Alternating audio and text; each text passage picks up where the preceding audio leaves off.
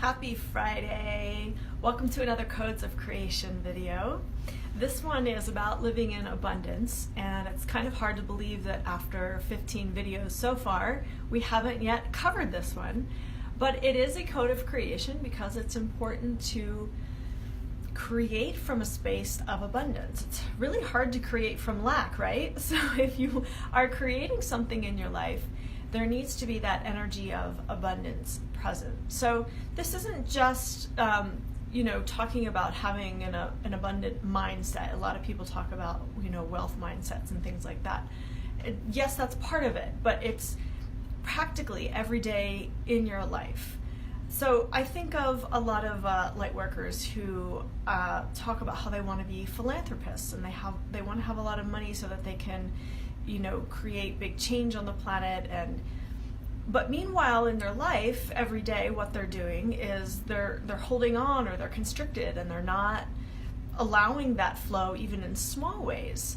And so when you are creating from abundance, it's those little things in life. It's not necessarily always the big picture stuff. But how do you address the little things in your life?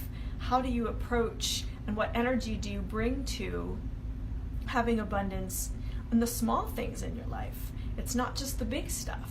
And so this is really important to, examine your life and look at, okay, well, how am I if the person in front of me at the grocery store needs $5? Will I give it to him? How am I when the local charities need some help? Will I give them something? Even if it's $1 or $5, again, it's not always like the huge things. It can be the small things too.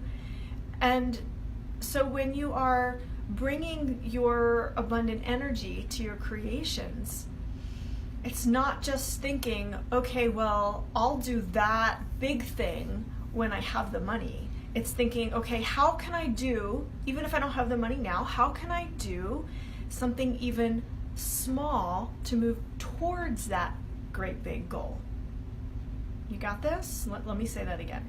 How can I do something small that would move me towards that great big goal? Again, this is for you if you have big-minded creations, right? If you're reaching towards something that is what our mind would perceive as substantial, or a huge creation. What can I do in my everyday life that is symbolizing, or that moves the energy forward towards that bigger thing? And so just right now with me, I invite you to close your eyes and just take a deep breath through your belly and think of your grand creation, that huge thing that you want to create. And what can you do today that would move you closer to that, even if it's in just a really small way?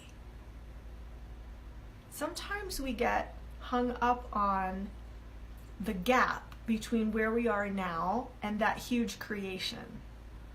And that's where a lot of people kind of fall off, because that perception of where you are now towards that end goal of the huge creation, that it can seem like a ravine, it can seem like a huge cavern. And the way to overcome that is to take those smaller steps to move forward towards that, even if those smaller steps might not make sense. But to tune into your heart and say, okay, what would my being have me do? What would my soul have me express to move me closer towards that bigger thing? And in this way, you're coming from a place of wealth. You're coming from a place of prosperity and abundance, knowing that it's happening, and you're doing whatever you can in this now to move yourself forward towards that larger thing. And it's also being abundant towards yourself. A lot of people, you're not realizing that you have a wealth of energy, or maybe you have a wealth of time. It's something you can give to yourself, and then when your cup is full, it's something that you can share with others.